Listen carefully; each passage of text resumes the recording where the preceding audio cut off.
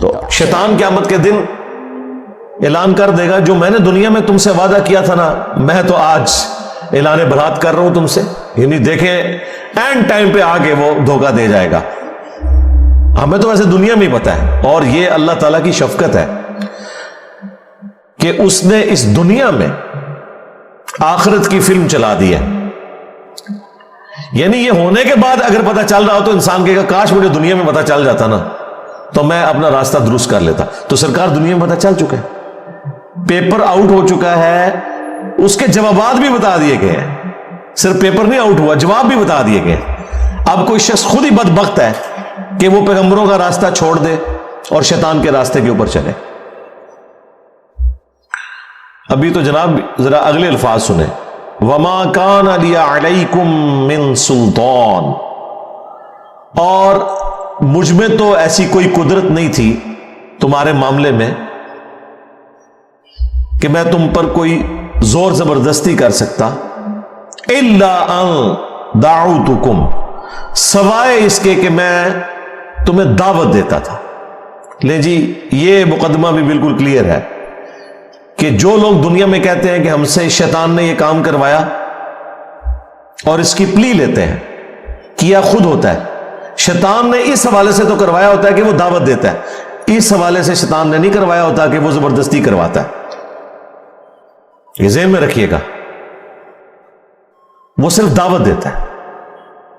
وہ تو یوسف علیہ السلام نے بھی کہا تھا کہ شیطان نے میرے بھائیوں اور میرے درمیان جدائی کر دی، لیکن یوسف علیہ السلام کے کہنے کا مقصد یہ نہیں تھا کہ میرے بھائی بے قصور ہیں، نہ، انہوں نے معافی مانگی ہے، دعوت دی شیطان نے.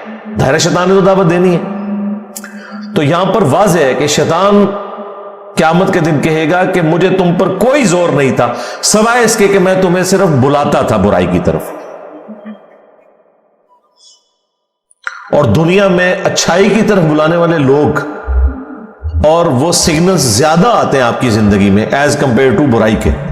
اگر آپ لسٹ ڈاؤن کریں اپنے بچپن سے لے کے جوانی تک، ماں باپ، رشتہ دار، ٹیچرز، دوست، احباب، زیادہ تر لوگ آپ کو اچھائی کی طرف بلا رہے ہوتے ہیں. وہ لوگ بھی جو خود برائی پہ چل رہے ہوتے ہیں نا، وہ بھی آپ کو اچھائی کا ہی درس دے رہے ہوتے ہیں. تو سگنلز تو وہاں سے بھی آ رہے ہوتے ہیں. یہ تو انسان کی اپنی مرضی ہے نا کہ وہ اچھا سگنل لیتا ہے یا برا سگنل لیتا ہے. تو شیطان صرف دعوت دیتا تھا دنیا میں، زور کوئی نہیں تھا. اس کو میں ایک مثال سے سمجھاتا ہوں اکثر کہ اگر زمین و آسمان کے سارے شیاطین مل کے سب سے بڑے بے نمازی کو بھی نماز پڑھنے سے روکنا چاہیں، اور دوسری طرف گورنمنٹ کی طرف سے اناؤنسمنٹ ہو جو مسجد کی پہلی صف میں جماعت سے نماز ادا کرے گا اسے $1000 دیے جائیں گے، دوسری صف والے کو $500، تیسری صف والے کو $300، تو سارے شیاطین مل کے بھی ایک بے نمازی کی نماز نہیں چھڑوا سکتے. پھر وہ شیطان کا زور کہاں چلا گیا؟ اس وقت بھی شیطان دعوت دے رہا ہوگا، لیکن جب انسان کو اپنا نفع نقد نظر آ رہا ہے نا تو شیطان تشائی کوئی نہیں سرکار، جدو نفع نقد نظر آ جائے. تو اللہ کے جو کمیٹڈ بندے ہیں، اللہ کے اولیاء ہیں، اللہ کے نیک بندے ہیں، اللہ کا خوف رکھنے والے لوگ ہیں، انہیں آخرت بھی نقد نظر آ رہی ہوتی ہے اپنے سامنے، اس لیے وہ اس طرح کے گناہوں سے بچ جاتے ہیں، برائی کے اعمال سے بچ جاتے ہیں، اور نیکیوں پہ ان کو استقامت نصیب ہو جاتی ہے. اس کا سائملٹینیس کنٹراسٹ، اگر گورنمنٹ یہ اناؤنسمنٹ کرے کہ جس نے فجر کی نماز جماعت سے نہ پڑھی اسے 15 منٹ کے لیے ایک گرم تندور میں الٹا لٹکایا جائے گا دنیا کے اندر ہی، پھر بھی آپ دیکھیں کوئی شخص سستی کا شکار نہیں ہوگا.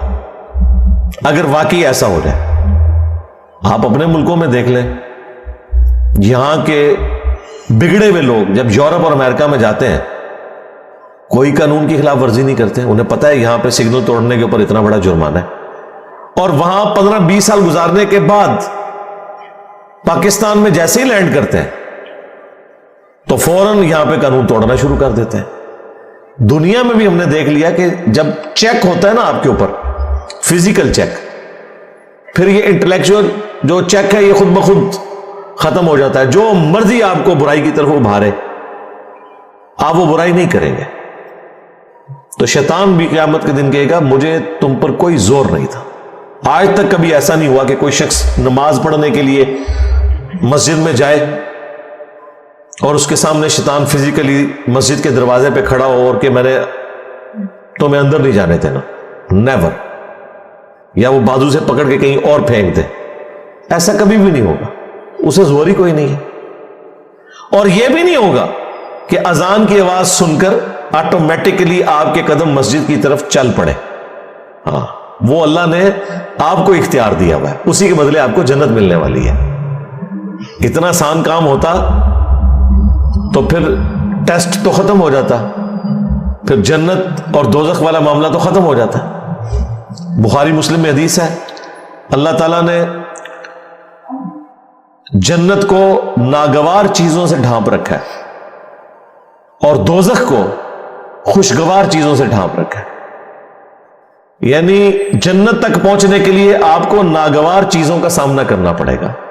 نمازوں کی مشقت, غسل کی مشقت, روزوں کی مشقت, حلال اور حرام میں تمیز کرنے کی مشقت, یہ ساری ناگوار ہے طبیعت کے اوپر چیزیں. اور جہنم کو اللہ تعالیٰ نے خوشگوار چیزوں سے ڈھانپ رکھا ہے. یعنی تمام شہوات,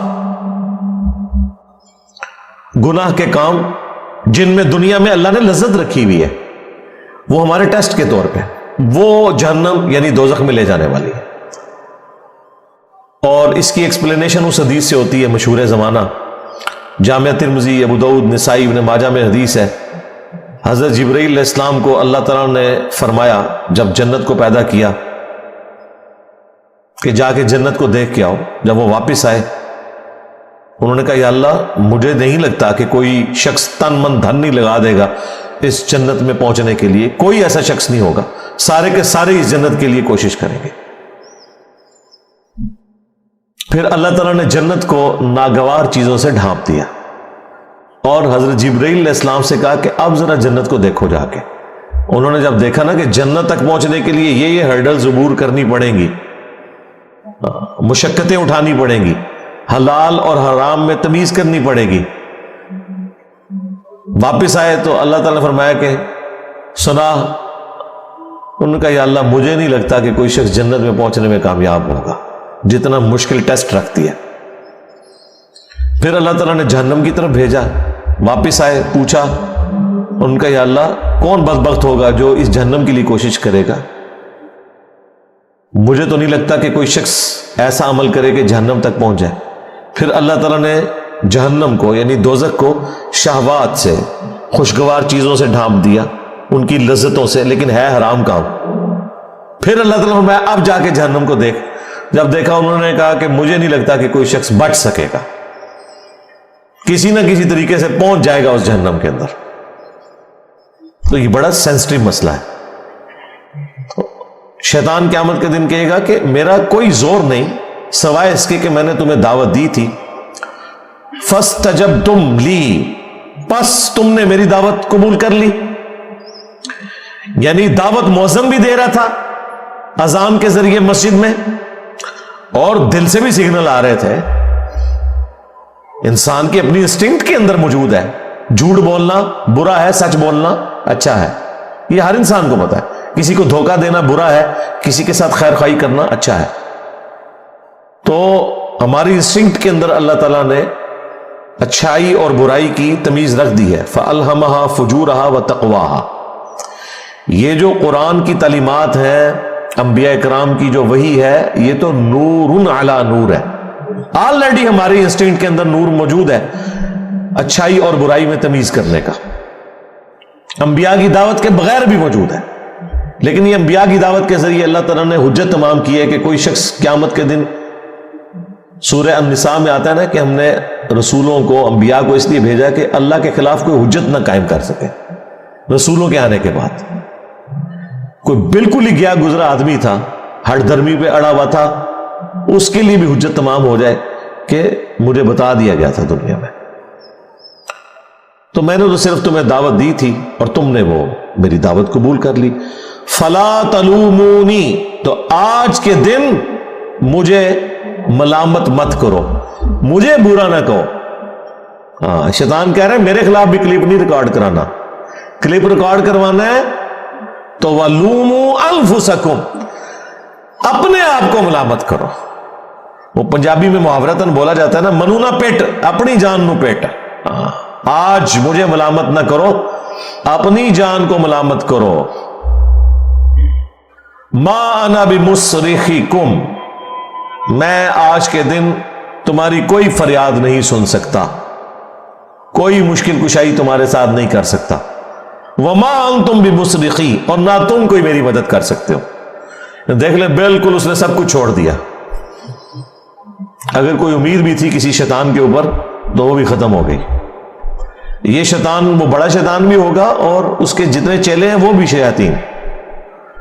ان بزرگوں کے بارے میں بھی آیا ہوا ہے سورۃ الاعراف کے اندر کہ جب کبھی بھی کوئی امت جہنم میں داخل کی جائے گی تو وہ اپنے بزرگوں کے اوپر لعنت بھیجے گی اور کہے گی اے اللہ ہمارے بزرگوں کو ڈبل عذاب دے کہ ان کی وجہ سے ہم گمراہ ہوئے۔ اللہ تعالیٰ فرمائے گا تم دونوں کے لیے ڈبل عذاب ہے۔ اور جب وہ جہنم میں پہنچیں گے تو ان کے پھر بزرگ کہیں گے ہاں بھائی کوئی فائدہ تو نہیں ہوا، دیکھو تمہارے لیے بھی ڈبل عذاب ہے۔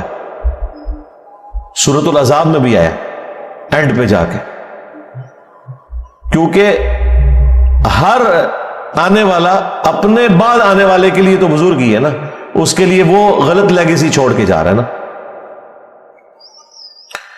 انی کفرت بما اشرکتمونی، بے شک میں کفر کرتا ہوں، اس معاملے میں انکار کرتا ہوں جو تم میرے ساتھ شریک ٹھہرایا کرتے تھے من قبل، آج سے پہلے، یعنی میں اس کا بھی انکار کرتا ہوں۔ تم نے اپنا بیڑا غرق خود کیا، اگر تم نے مجھے شریک ٹھہرایا اللہ کے مقابلے پہ، اپنی نفسانی خواہشات کو شریک ٹھہرایا، تو میں اس سے بھی انکاری ہوں، میرا کوئی لینا دینا نہیں، میں نے تو صرف دعوت دی تھی، برائی پہ تم خود چلے۔ اگر تم نے اللہ کے مقابلے پہ مجھے کھڑا کیا تو مجرم تم ہو، میں اعلان برات کرتا ہوں۔ ان الظالمین لہم عذاب علیم، بے شک جو ظالم ہے ان کے لیے دردناک عذاب ہے۔